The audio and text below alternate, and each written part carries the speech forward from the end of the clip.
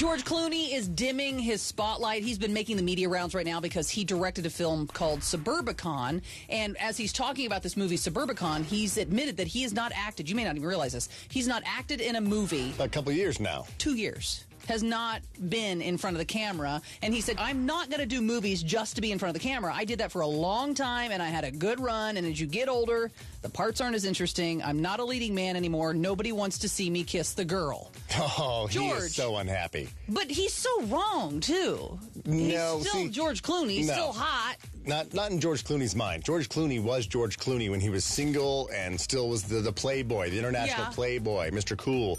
Then he gets married. Now he's a dad. Now he's doing all that other stuff.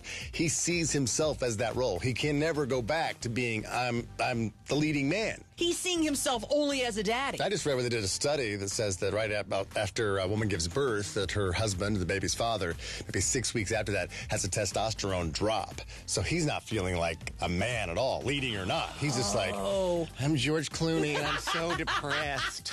George Gloomy. George Gloomy. Oh, hell yeah. There it is. And we're out. Back to you, Atlanta.